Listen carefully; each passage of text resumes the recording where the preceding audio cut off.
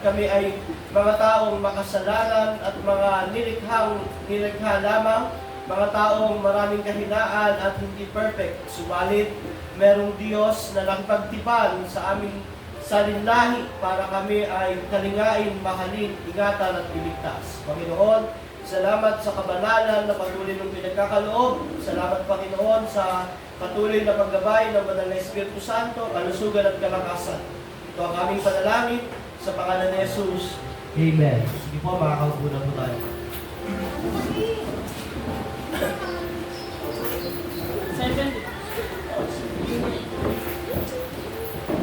So magandang umaga po sa bawat isa. Tayo ay nasa teaching proper. Nasa chapter 7 na po tayo ng confession natin ng 1689 London Baptist Confession of Faith. Ang title ng chapter 7 ay Of God's Covenant tungkol sa tipan ng Diyos. Natapos na natin yung 6 na chapter.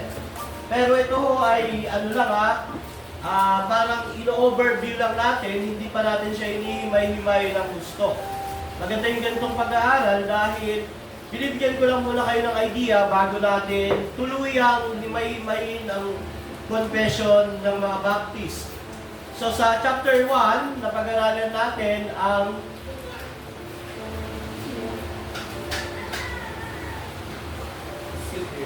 of the Holy Scripture tungkol sa salita ng Diyos. Ang Bible, merong dalawang kapahayagan ng Diyos. May dalawang Bible ang Diyos, di ba?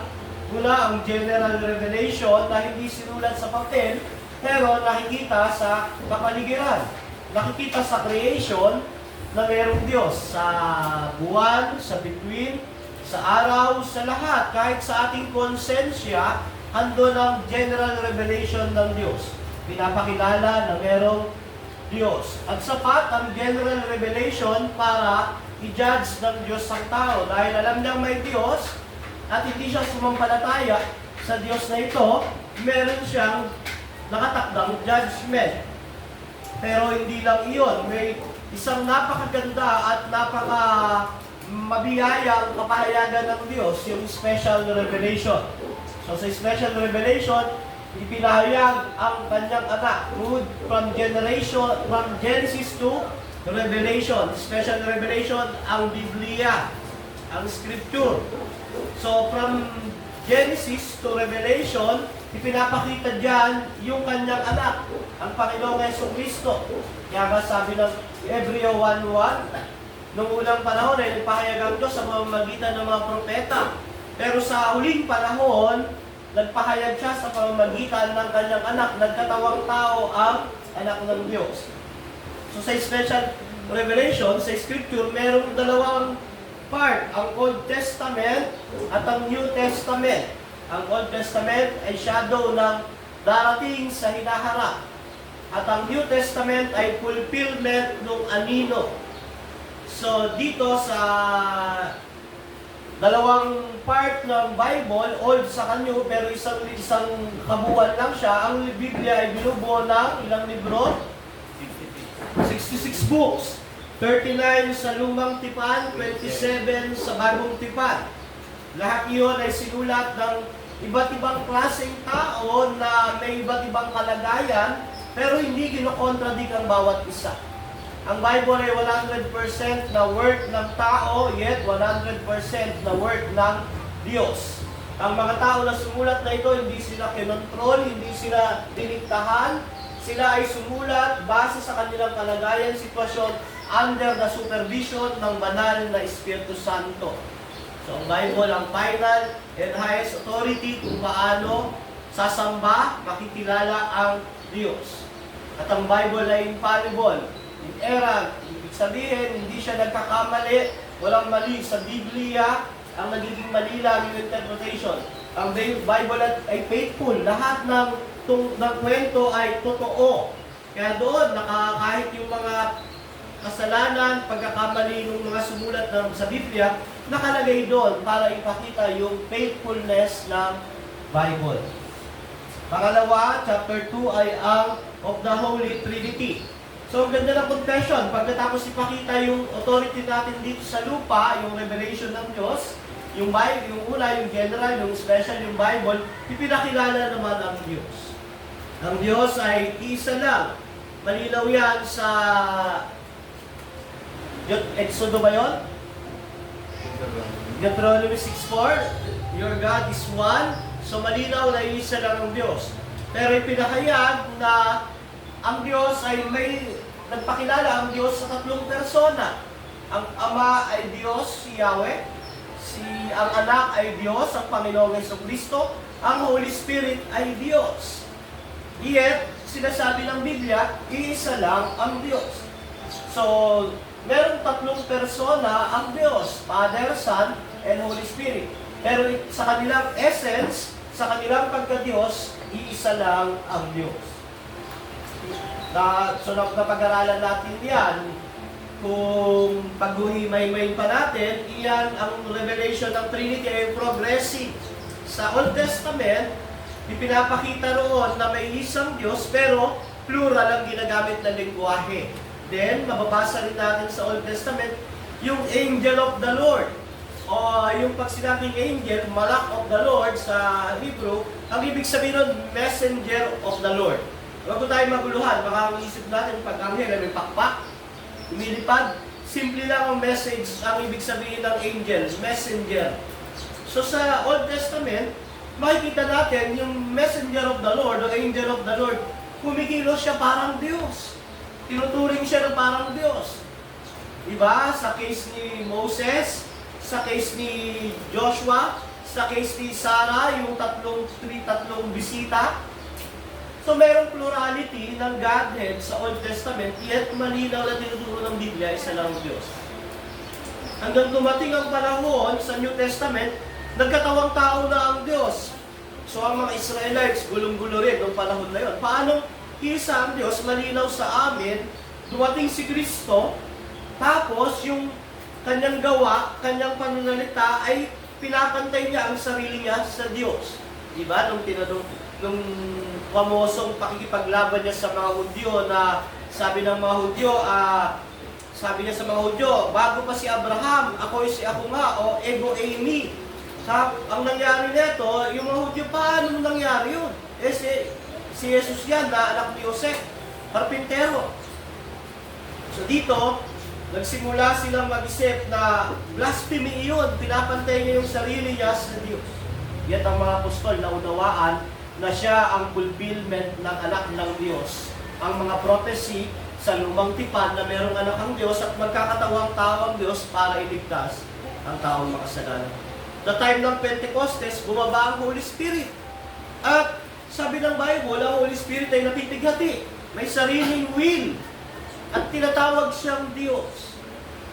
So, through the centuries, na-formulate yung word na Trinity. Wala sa Bible ang word na Trinity, yet ang konsepto andon. Matthew 28, sabi ng Apostol ng Panginoong Jesucristo, bautismo niyo sila sa pangalan ng Diyos Ama, Anak at Espiritu Santo. Sa bautismo ng Panginoong Jesucristo, binaptay si Christ ni John the Baptist, nagsalita ang Ama sa langit, ang sabi, ito ang kinalulugdan kong anak. At bumaba ang Holy Spirit na nasa anyo ng isang kalapati. So yung three person andun. At ang person na ito ay distinct sa bawat isa. Merong kanya-kanyang role. Pantay sa pagka-Diyos ang Trinity, dahil isa lang ang Diyos, pero sa kanilang role, sila ay merong distinction. Merong superiority, dahil ang Ama ay hindi naman naging tao, si Kristo, siya ay naging Diyos at tao, bilang tao, under siya ng superiority ng kanyang Ama sa personhood. Sa personhood. Diba? Kaya sabi minsan ni Kristo, dakila ang Ama kaysa sa anak. Kaya minsan sinasabi ni Kristo na ano tawag dito? Sa John 17:3 na ang sinasabi niya ay makakilala ka nila ng isang Diyos at si Jesucristo ang iyong sinugo. Sa role at sa kanilang mga naging gagawin, may distinction at merong superiority. Pero sa pagiging Diyos, isa lang ang Diyos. Best example po niyan sa mga tao. Halimbawa, yung waiter ng restaurant at manager ng restaurant, meron silang superiority sa role. Yet, sa pagiging tao, Pantay sila. In humanity, they are both the same. Pero sa role at superiority, mas superior ang manager sa kanyang crew ng restaurant. Ganun no. Ganun din naman sa male and female. Pantayang babae at lalaki, yet magkaibang role ng babae at lalaki. Di ba? So, sa ikalawang chapter, yung The Holy Trinity, ay ipinakilala ang Diyos. Bagamat hindi masyadong in-emphasize dyan yung Christology, yung tungkol sa pagiging mediator ni Christ. Ano yung pangatlo? God's decree. O, decree. Sa decree ng Diyos, ipinapakita na bago ang lahat, may mga itinalaga na ang Diyos. Nag-decree siya ng lahat ng mangyayari. Sa decree ng Diyos, sa eternity past, lahat ay itinalaga ng Diyos. Yet, hindi siya ang author ng sin. Bakit? Yung first cause at second cause. Ang Diyos ang first cause through His decree in eternity past. Yet, sa pag-accomplish noon, ang tao ay may responsibility sa history. So, sa decree ng Diyos, kay Adan at Eva, lahat yun ay dinecree ng Diyos. At ang Diyos ang first cause. Pangalawa, ang tao ay may responsibility. So, ano yung pang-apat? Creation. So, after decree, magsisimula na yung pagkilos ng Diyos sa panahon at sa oras. Nag-create siya. Sa creation, nilikha ng Diyos ang lahat ng bagay. Lahat ng meron sa mundong ito ay galing sa Diyos. Wala hong hindi galing sa Diyos sa mundong ito. Diba? Genesis 1:1, in the beginning, God. So sa creation, ipinakita yung kahangahangang karakter at kapangyarihan ng Diyos. Siya ay self-existent. Pag-aralan din natin dyan yung iba't ibang view ng creation. Napag-aralan din natin diyan na ang Diyos ay nag-create 6 days, literal days.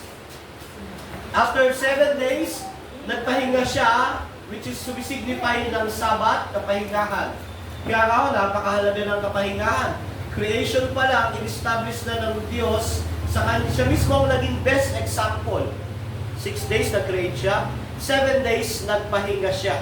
Hindi yung ibig sabihin, nagpahinga, napagod ang Diyos. Hindi ibig sabihin, napagod, hindi napapagod ang Diyos. Hindi ibig sabihin, hindi na siya gumagawa. Ang ibig sabihin lang, pero natapos yung paggawa niya, pero kumikilos pa rin siya.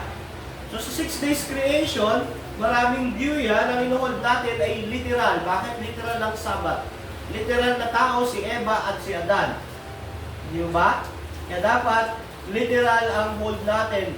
So, dito, merong dalawang views sa literal, old earth creation, new earth creation. Bahala na kayo kung anong gusto nyo piliin doon. Kung old earth na nilikha na matanda na yung mundo o bata.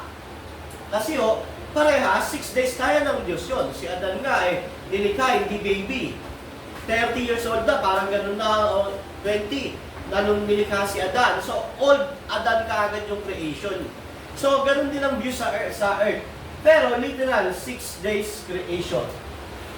Tapos, after 6 days, nagpahinga siya. Ngayon, nagpahinga, hindi ibig sabihin, hindi kumikilos. Kumikilos pa rin siya. Ano ang tawag doon sa sumunod na bahagi? Providence. Through providence, kumikilos ang Diyos sa lahat ng kanyang nilikha. Sa mundo, sa langit, sa lupa, sa mga tao. So, providence ay merong general providence pang kalahatan, merong special providence para sa mga hinirang ng Diyos. Ano yung sunod yung tayo? So, providence. So, napakaganda ng unang bahagi ng chapter na yan.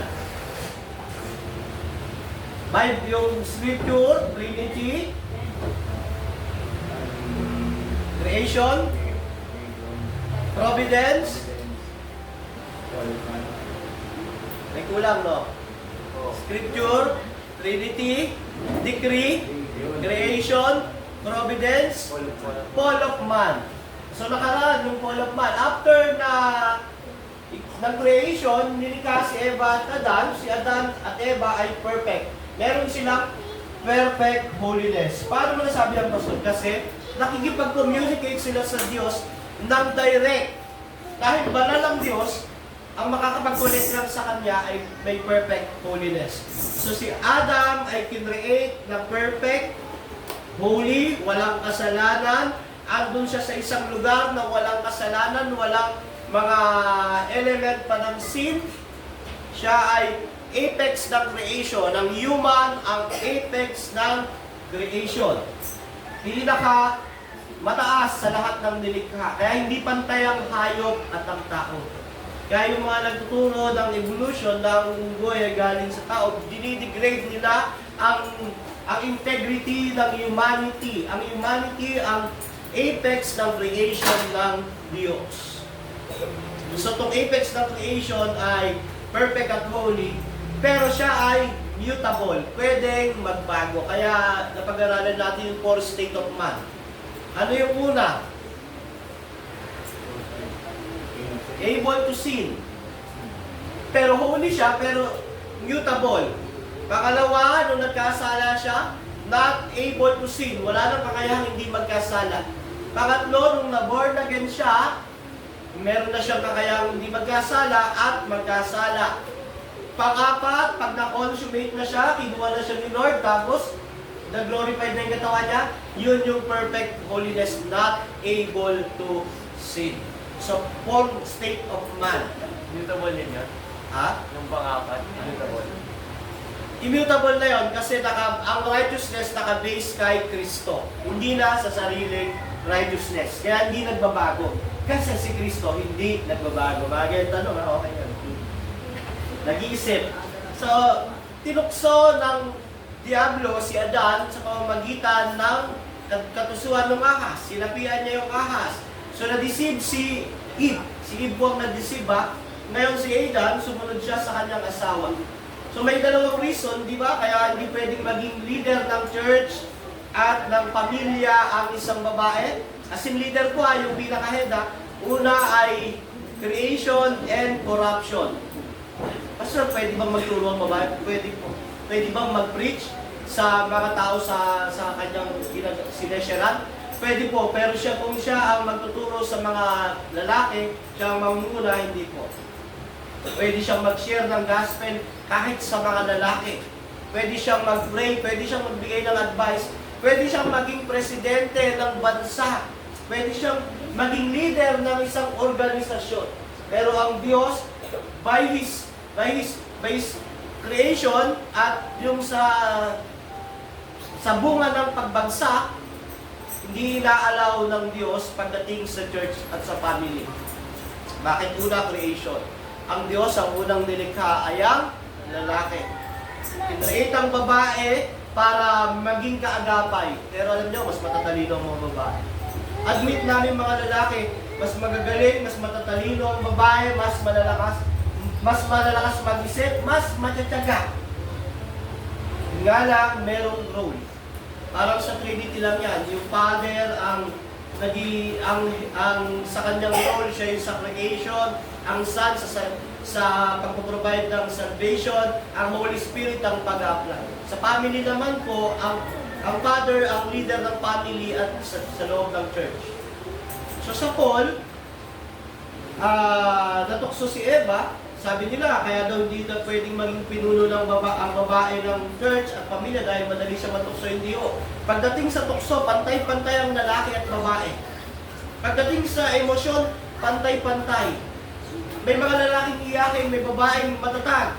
So pantay-pantay. Pagdating sa emotion, sa kasalanan, pantay-pantay. Ang reason, creation at corruption. Sa creation, tinalaga ng Diyos ang lalaki bilang head of the church and of the family. Pangalawa, corruption. Bakit? Nung natukso, ang natukso si Eva, ang naging curse niya ay i-desire ang authority ng lalaki. Genesis 2 o 3, mabasa nyo na sabi kay Eva nung nagkasala, nanasain mo ang asawa mong lalaki. Ibig sabihin nun, yung authority niya gusto mong kunin palagi. Kaya nga, ang babae, nature niya, i-under ang mga lalaki. Ang mga lalaki naman, ang nature naman niya, maging curse niya ay maging tamad. Diba? Sabi ng utos sa kanya, bubungkalin mo, magpapakahirap ka. Kaya nga po, pag aantok-antok tayo, tatamad-tamad tayo, ibig sabihin, pinapropagate natin yung curse na nasa atin, pinalalakas natin. Kahit na born again ng tao, nananatili yung ganong kalagayan dahil nandito tayo. So dito sa creation, o sa pagbagsak ng tao, pinakita kung paano pumasok ang kasalanan sa lahat ng tao, universal. So basta lugi yata kami, hindi. Papuruya. Kasi kung walang universality ang sin, wala kang kaugnayan kay Adam, wala ka rin kaugnayan kay Christ. Diba? Yung napakagandang providence ng Diyos, inalaw niya sa kanyang tipan, nung susunod natin, na lahat ay maalipin ng kasalanan through Adam para lahat ay magkaroon ng karapatan, lahat ng sasampalataya kay Kristo ay magkaroon ng karapatan na sa righteousness ni Christ. Kaya maganda yung tanong ni, sino may tanong na yun? Bakit kay Kristo bumagsak lahat? Bakit kay Adan bumagsak lahat sa kasalanan, universal, pero kay Christ, yung mga sasampalataya lang, yung mga hinirang lang. So tama naman yung binigay niya sa akin na sagot na yun ang gusto ng Diyos. Tama iyon. Pero makikita pa rin natin na sa kagandahan noon, pinakita ng Diyos na ganito pa rin. Kay Adan, anak lahat ni Adan. Galing sa generation ni Adan. Kay Christ, hindi lahat anak. Sino lang ang nagiging anak? Yung sasampalataya dahil aampunin sila ng Diyos, yung doctrine ng adoption. Pero, sa likod noon, yun ang niloot ng Diyos. Yun ang dinikri ng Diyos. Tama pa rin yun. So tayo ay nasa chapter 7 of God's Covenant tungkol sa tipan ng Diyos. Nagkaroon na tayo ng premiere neto ng prayer meetings, kaya alam ko medyo may mga idea na kayo at may mga niready na kayong question. Sana wag mahirap. Pag mahirap, susunod na nasagutin. So tayo po yung magsisimula. Pwede, pakibasa muna Lucas 17, 7 to 10. Sige yan muna. Lucas 17, verse 7 to 10. Buksan niyo po sa inyong mga Biblia.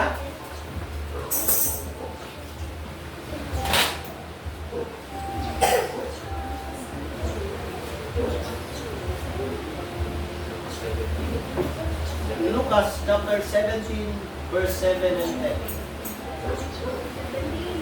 Hello. 17, 7, 10.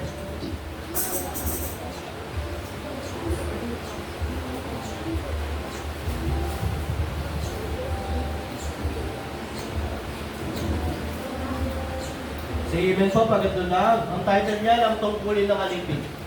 Kapag nanggaling ang inyong alipin sa... Sige ako. Sige bro, ikaw na.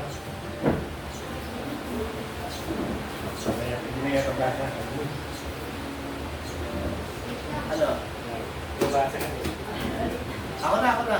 Dito ka na lang sa chapter 1. Kapag nanggaling ang inyong alipin sa pag-aararo o pagpapastol ng mga tupas sa bukid, inaanyayahan ba ninyo siya agad upang kumain? Hindi ba't ang sasabihin ninyo ay, ipaghanda mo ako ng hapunan, nagbihis ka, at pagsilbihan mo ako habang ako'y kumakain. Pagkakain ko, saka kumain. Pinapasalamatan ba ng amo ang kanyang alipin dahil sunod siya nito? Ganun din naman kayo. Kapag nagawa na ninyo ang lahat ng inuutos sa inyo, sabihin ninyo, kami mga aliping walang kabuluhan, tumutupad lamang kami sa aming tungkulin.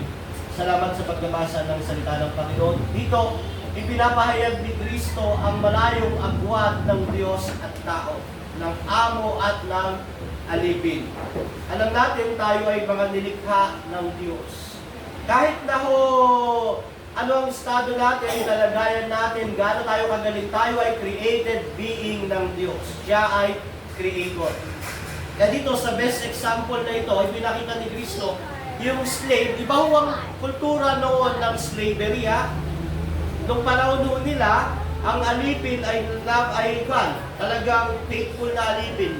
Kung mapapanood niyo yung mga old movies, ganun ang panang alipin. Talagang dedicated, devoted siya sa kanyang Panginoon.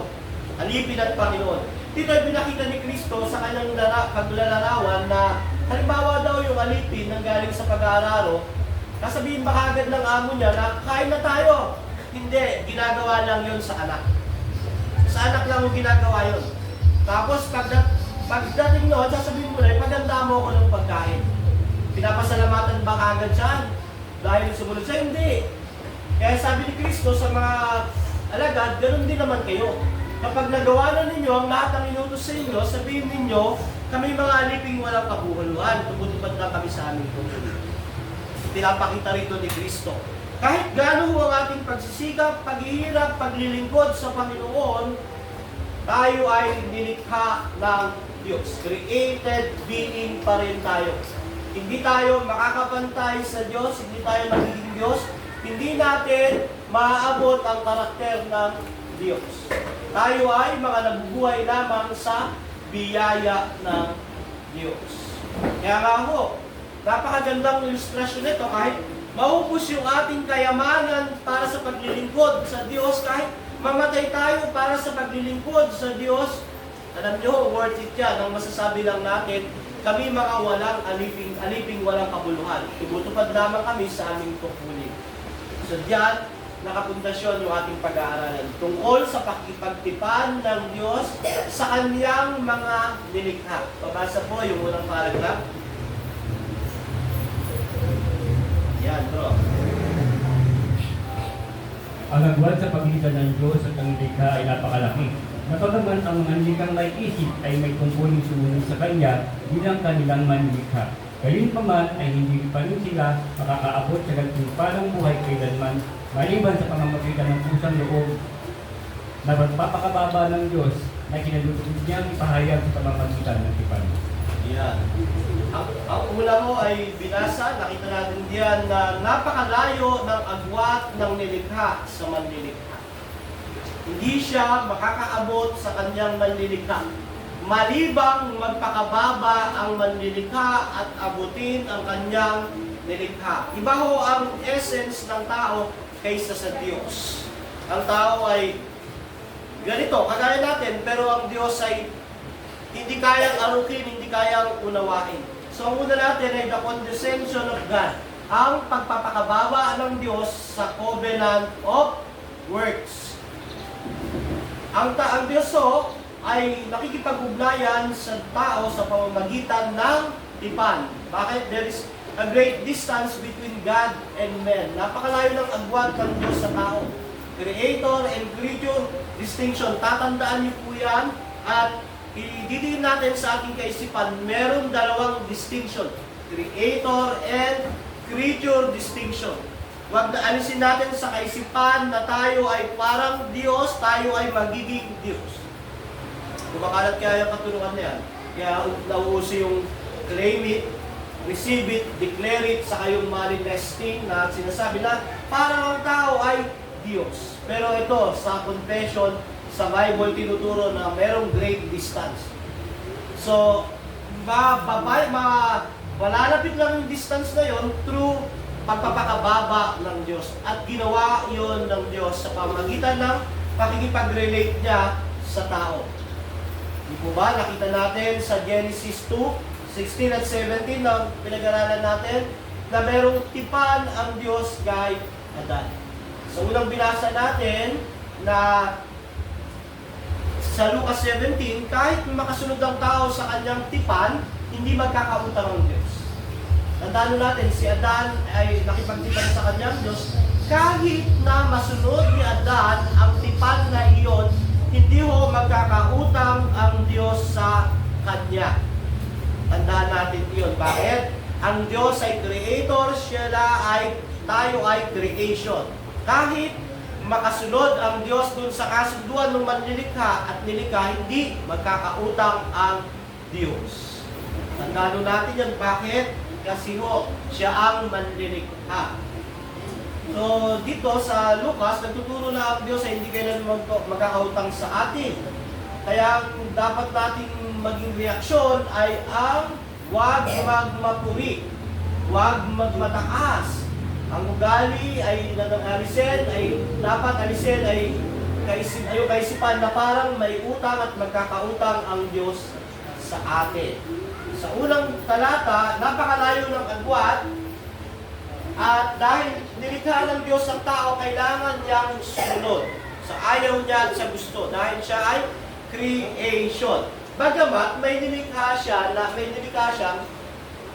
may isip at may tungkuling sumunod. Sumunod, nani?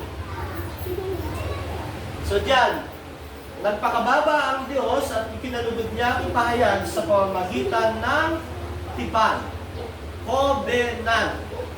Ano ang tipan sa napag-aralan natin? Ang tipan, ang kasunduan ng covenant ay agreement or promise between two or more persons based upon specific conditions. So yung word na covenant po sa Hebreo, ang ibig sabihin ay nakasaling sa salitang berit ay 275 na beses ginamit sa Old Testament. Sa New Testament, diateke 333 times ginamit. So totoo ang salitang covenant, kasunduan, tipan. Sa ating mundo, dito sa mundong ginagalawan natin, gumagalaw tayo sa tipan. Totoo yan. Pag nagtrabaho ka, meron kayong kasunduan, agreement. Pag nagpa-member ka sa Facebook, nakalagay doon, agreement, I agree. Pag ikaw ay nag-apply ng BIR, nag-apply sa gobyerno, lahat ng pinupulusan, nag-loan ka ng motor, lahat ng gagawin mo, merong agreement, merong covenant. So, malinaw po yan. So, covenant ay agreement of or promise between two or more person based upon specific conditions.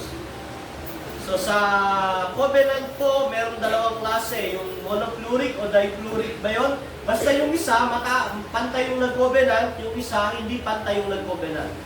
Sa covenant of works, yung dipluric, mataas ang Diyos, mababa si Adan, hindi pantay ang covenant. Sa monochloric naman, pantay yung nag-covenant sa covenant of redemption. Pantay ang Ama at si Kristo, nagkaroon sila ng covenant. Mapag-aaralan mo natin yan sa covenant of redemption. Laki na kagad na kailangan ng oras. So ang isang tipan ay isang pangako at kasunduan. Ang isang tipan ay higit sa isang pangako. Ito ay sinumpaan, pinapatunayan ng panunumpa. So, naging pag-uusap natin itong Friday, yung tungkol sa covenant of works kay Adan. At may mga nagsasabi, wala yung word na covenant. Wala po, totoo. Pero yung essence andoon sa nabasa natin sa Hosea chapter 6 ba yun? 7, na katulad ni Adan, kayo ay sumira sa kasunduan. Oo. So, totoo ho na merong tipan kay Adan. Bakit? Kasi sa Romans 5 chapter 12, makikita natin yung parallelism. Pinaparallel si Christ, covenant of grace, kay Adan na covenant of works, pumasok ang kasalanan. So, malinaw, dahil mayroong covenant of works, nabigo ang tao, ito ang maganda, merong covenant of grace. So, sumunod po. Paragraph 2. Nabigo si Adan, mabasa na lang po pagkatapos siya magbigo sa paragraph 2.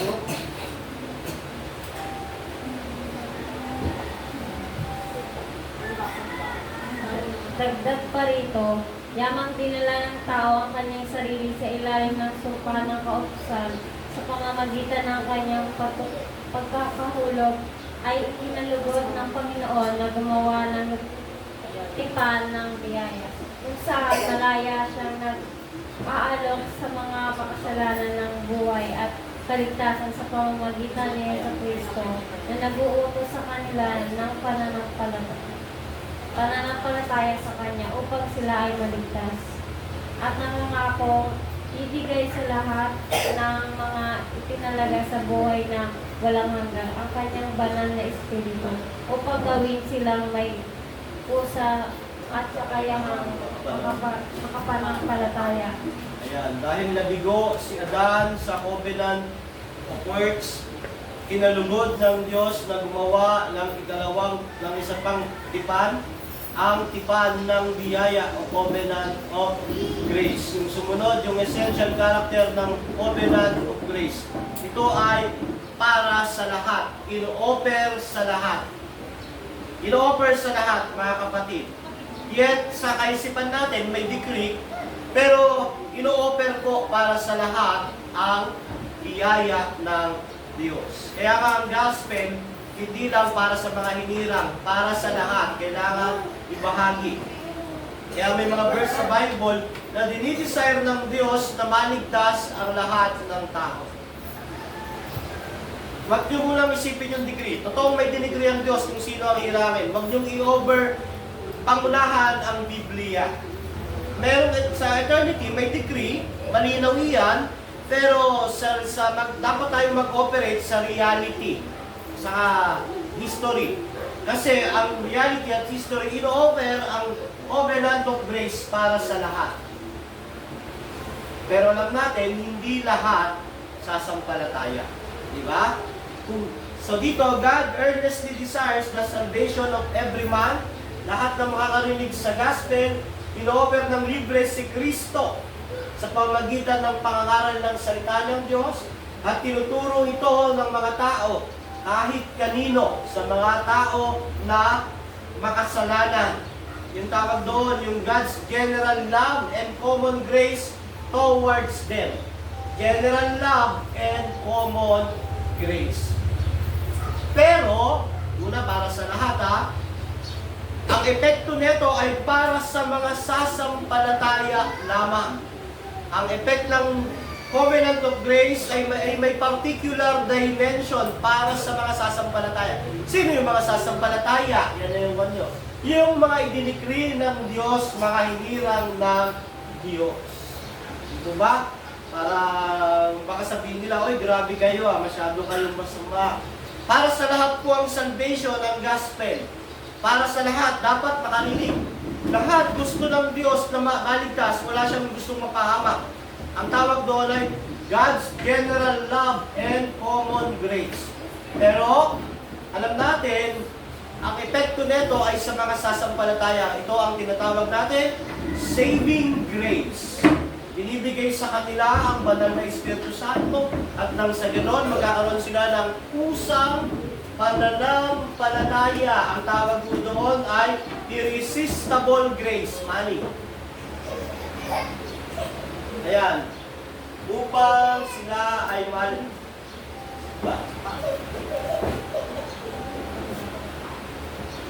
sige pa.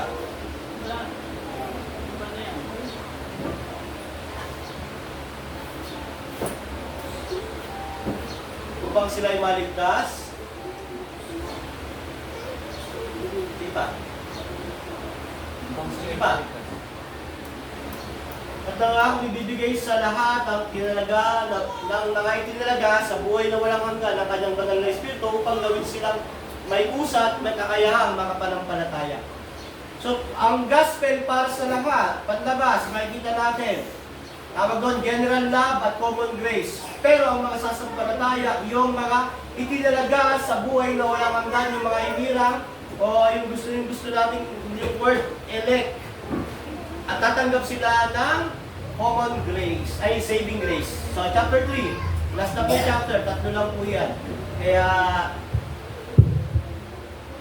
sino po pwede basa?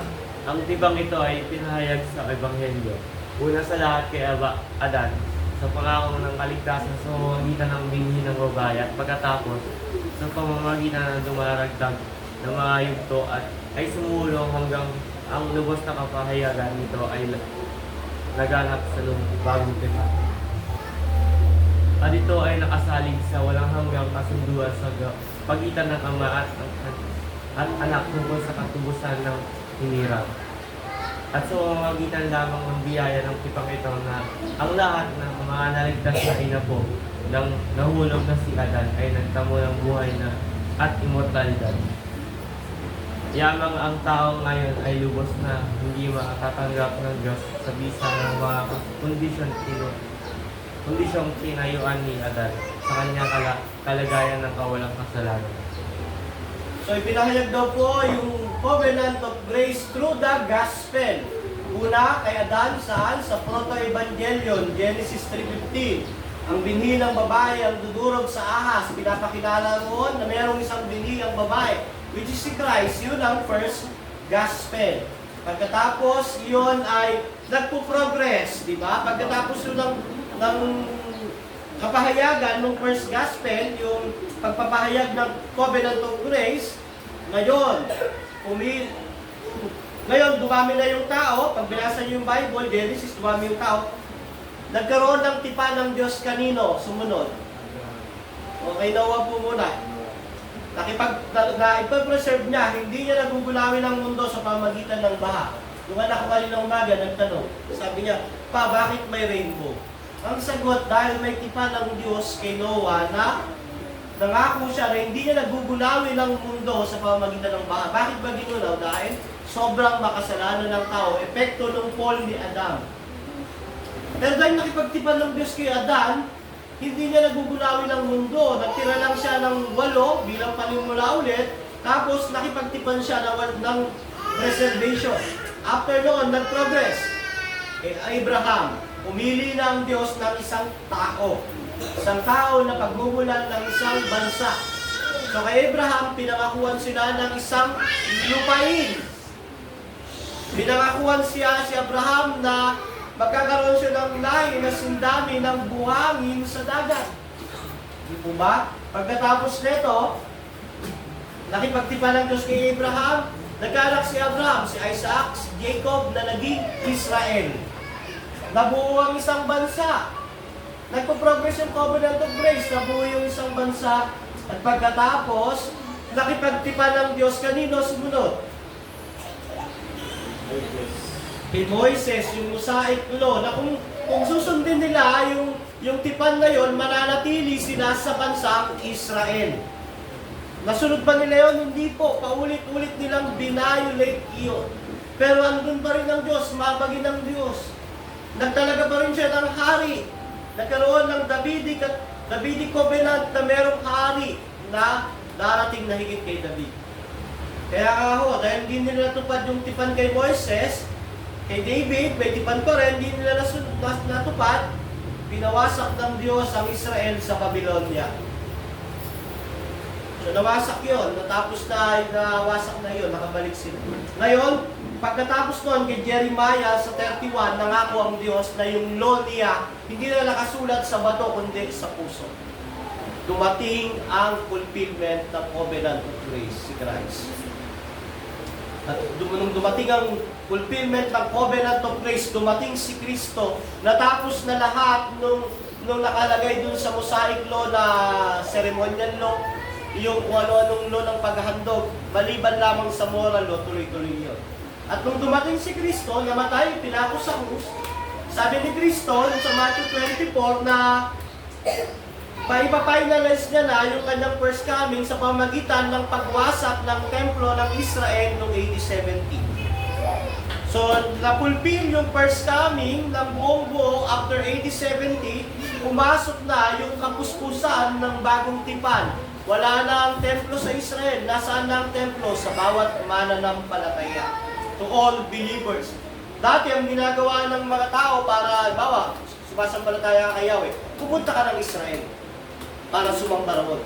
Nagpipilgrimage sila. Pero nung napulpil yung New Testament, pagdating ni yung Kristo, nung umakit siya sa langit, yung katuparan ng kanyang promise, nawasak na yung templo, ang nangyari ngayon, yung templo, yung bawat mananampalataya, yung templo na ang pumupunta sa bawat bansa, baliktad na. So nakita natin kung paano progression ng covenant of grace. At meron tatlong banyan. Progressive ito, yun nga, yung kay Adan hanggang sa panahon natin, covenant of grace ito. Sumunod po, yung saan ba ang pundasyon nito? Ang pundasyon nito ay ang pactum saluti o covenant of redemption, yung covenant ng Father and Son from eternity past. Sa decree ng Diyos, andun yung tipan nila ng Ama-Anak. Kaya nga sa Titus 1 and 2, nakikita ron, bago maruli kayo ng mundo, may itinalaga na. Epeso 1:8-5, 3-5, 8-12 ng Epeso. Sinasabi ron na bago paligay ng mundo, pinili na kayo kay Kristo. So, covenant of grace, naka-foundation from eternity past sa covenant of redemption, o yung tinatawag natin, pactum saluti. Pero ito ay merong exclusive provision. Bakit? Ang salvation by grace through faith in Christ ay para sa mga taong sasampalataya kay Kristo. Kaya nga, yung covenant of grace ay effective, ay binibigay sa lahat, pinapahayag sa lahat, pero effective lamang sa mga tao sasampalataya kay Kristo, at ito ay grace ng Diyos.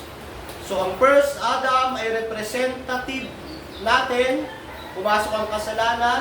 Ang second Adam ay representative ng mga taong sasampalataya kay Kristo, maliligtas, magkakaroon ng buhay na walang hanggan. So yun lamang po, tayo dadako sa ating question and answer. Ang tayo mag-closing prayer. Sige, mag-prayer muna tayo bago tayo magtanungan. Panginoon, salamat sa umagang ito. Salamat sa pagdalay sa amin, sa pagtuturo, pangaral, at nawa tuloy mo ito sa puso at isip namin. Ito ang aming panalangin sa pangalan ni Jesus. Amen. Question po? Morning po, Pastor. Morning po. Pastor, ano nga po ulit pagkakaiba ng decree at providence? Ang decree po ay ginawa sa eternity past. Halimbawa, magpapatayo ka ng building. Blueprint muna ang gagawin. So, iyon ang decree. Parang ganun ang decree. Pero ang decree ay ginawa nung hindi pa nililikha ang mundo. So, ang pagpapatayo ng building, yung blueprint, ginawa iyon, hindi pa ginagawa yung building. So, sa blueprint, andun lahat ng gagawin sa building. Diba? Ngayon, ang providence ay ganito. Na-decree na. Nag-create ang Diyos. Creation. Nilikha niya na. Ngayon, nung nag-create siya ang kumikilos sa bawat creation niya. Ang tawag doon, providence. Halimbawa, nilikha ng Diyos ang araw, ang buwan, ang bituin ng tao. Siya ang nagbigay ng kakainin ng bawat andoon. True providence. Bakit? Yung halaman, tumutubo iyan dahil sa Diyos. Ang araw, sumisikat dahil sa Diyos. Ang buwan, ang ulan, ang bituin, dahil sa Diyos. Yung hangin, dahil sa Diyos. So, yung decree, tinalaga ng Diyos yung mangyayari, yung providence, kumikilos siya doon sa mangyayari. So, sa blueprint, pinlano lahat doon. Sa pagpapatayo ng building, doon na yung providence. Yung yung arkitekto, yung mason, yung mga welder, yung electrician, lahat iyon ay mga kumikilos sa pagpapatayo ng building. Doon pa, yun ang example ng parang providence. Sa atin naman, pinlano ng Diyos lahat, tinalaga ng Diyos ang lahat ng mangyari. Ngayon, kumikilos na yung creation niya, pero siya ang kumikilos doon through His providence. Marina, sabihin yung bound sa space and time. Kasi doon sa eternity past, wala talagang exact time eh. Yung lang infinite, hindi siya infinite siya. Tapos, doon sa historical, nandun na yung timeline. Tama po yan. Sa decree, wala pang oras. Wala pang lahat. Diyos lang. Sa providence, andun na nag-exist na yung creation, kumikilos ang Diyos. Halimbawa, andito kayo ngayon, providence ng Diyos siya.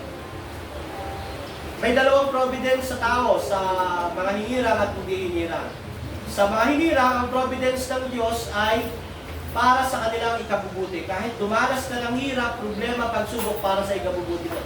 Para sa mga hindi hinirang, ang pagkilos naman ng Diyos ay, halimbawa, dahil sa kanilang kasalanan, inaalaw sila ng Diyos para sa kanilang destruction. Pero hindi ang Diyos ang gumagawa ng taong gumagawa dahil sa kasalanan na nasa kanila. Kaya nga po, di ba, ang gospel para sa lahat, pero ang effect para sa sasampalataya. Kaya mga kapatid, huwag natin patigasin ang ating puso. Kahit pag pinatigas natin ang ating puso, papatigasin ng Diyos ang ating puso. Pag patigas ng Diyos ang puso, wala siyang gagawin. Aalisin niya lang yung common grace na sa iyo. Kasi, depraved ang tao. So, malino, naintindihan po, decree, eternity, providence, yung history na, yung talagang ngayon, providence ngayon. So, magandang umasa sa providence ng Diyos, pero may responsibility ka, kapatid. Sigilos tayo, magtatrabaho tayo, gagawa tayo. Pagamat may providence ng Diyos, meron tayong responsibility. Question pa po?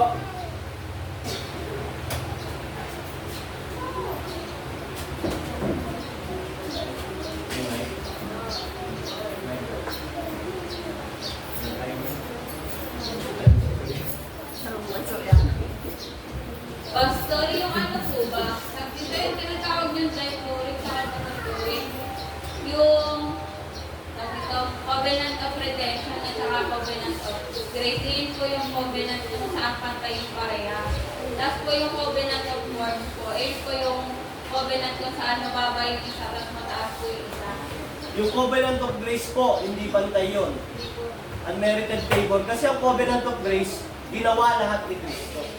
Beneficiary lang tayo. Nakipagtipan ng Diyos sa tao, through covenant of grace, Christ, si Kristo ang gumawa lahat. Tayo ay beneficiary lang. Ang naging part lang natin, yung human responsibility na sumampalataya. Pero yung sampalataya, galing pa rin sa Kanya. Hindi yung pantay yun. Ang pantay lang na covenant, yung covenant of redemption dahil parehas Diyos, Father and Son, nagtipan. Tama po yun. Hindi ko lang alam kung ano, basta yung monopluric, pantay. Father, parehas Diyos. Dipluric ay hindi pantay. Diyos at tao, o kaya naman sa bawa, sa trabaho, nakipag agreement yung boss sa kanyang tauhan. Ganito yung agreement, bibigyan kita ng motor. Basta magtrabaho ka ng 6 months. Sa pagiging posisyon, hindi pantay yun. Diba? Kasi, parang ganyan, suzerain at vassal yung Friday. Suzerain yung hari, natalo niya isang hari, magiging hari pa rin yun under ng kanyang authority. Vassal yun. So, hindi pantay yun. Hari at alipin. Kaya sa tipan ni Adan, parang ganon. Diyos at tao. Sa grace, ganon din Diyos at tao. Pero sa redemption, Diyos at Diyos. Sa covenant of redemption. Pamilya ko lang po doon sa, kasi last Friday, yung sinasabong bilateral sa unilateral agreement. Yung clarification kung ano talaga yung, ano yung pagkakaiba ng dalawa? Yung unilateral ay one-sided agreement. Halimbawa, sa covenant of grace, isa lang ang gumawa ng Diyos lahat. Bilateral naman, parehas gagawa. Halimbawa, tayo sa kumuha ka ng pan. Hindi ko lang kung alin doon, basta ganito yung definition yan. Halimbawa, kumuha ka ng motor. Meron kayong agreement. Mapapasayo yung motor, pero may gagawin ka. Anong gagawin mo? Magbabayad ka. Ganon yun. Sa covenant of works, ganon.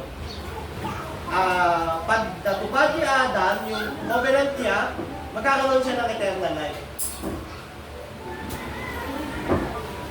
Ganon din yung bilateral. May gagawin, may kasunduan, pero may gagawin ng tao. Pero tandaan mo natin, yung covenant of works, grace pa rin yun. Bakit? Kasi malayo ang agwat ng Diyos sa tao. Nagpakababa pa rin ang Diyos. Diba? Yung Lucas 17, kaya yun ang ginamit kong verse para ipakita na kahit matupad ni Adan yung covenant of works, undeserving pa rin siya kasi creation siya. Creator yung nakipagtipan sa kanya. Nagpakababa ng sobra ang creation. Kaya grabe yung pagpapakababa ng creator, no? Naging tao. Nung naging tao siya, namuhay under the law, tapos hindi nagkasala, pinako sa krus. Tapos, nung pagkatapos siya pinako sa krus, nabuhay, umakyat sa langit. Grabing condescension, pagpapakababa yun. Kaya siya, grace. Tapos tatanggapin mo, maliligtas ka. Unmerited favor, hindi ka karapat-dapat.